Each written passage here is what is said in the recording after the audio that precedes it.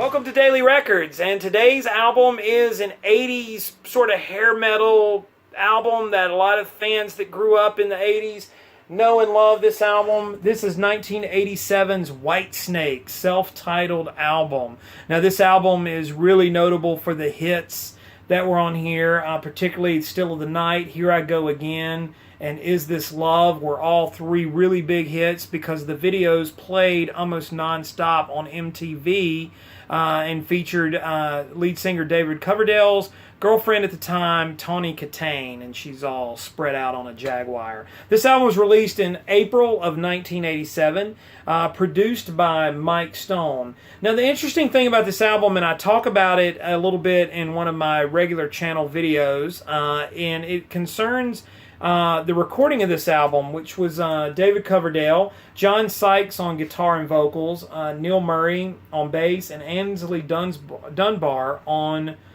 drums.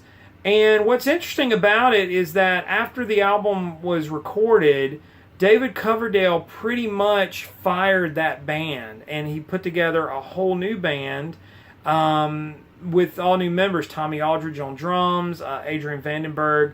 And so that's the band that's featured in the videos. And so the sort of photogenic version of Whitesnake is the band that didn't even play on the album. And like I said, I talk about that in the video. This is on the Geffen label. And it's sort of an interesting story about how that came about. I mean, Whitesnake, David Coverdale was in Deep Purple, and Whitesnake's a band that was formed after Deep Purple and had been kind of tooling around for quite a number of years. But this is the album that really put him on the commercial sort of put him on the charts and made him a name. And so it features, like I said, quite a few of those hits.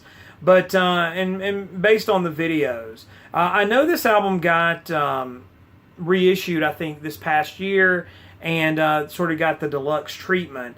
But the other kind of story on this, if you ever have heard the hit In the Still of the Night, or Still of the Night, that song in particular was very much a Led Zeppelin type song. It's got that Led Zeppelin riff.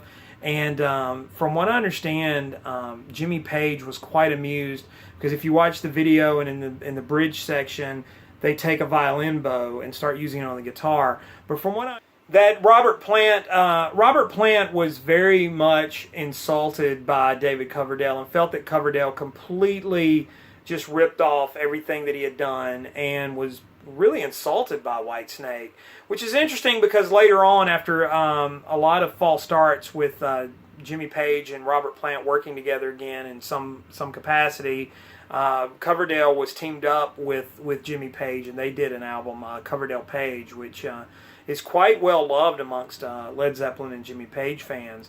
But this is the 1987 Whitesnake album. Now it is drenched in a 80s production, and I would say maybe it's a slight cut above that sort of sound that you may know.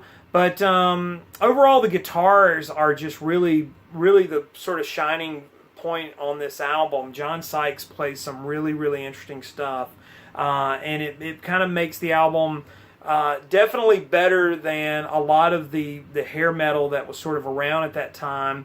So if it suffers from anything, it may be that the production is a little glossy. But for just cranking rock songs, this album will do just nicely. So like, subscribe, comment below, follow me on Instagram and Twitter, and thanks for watching.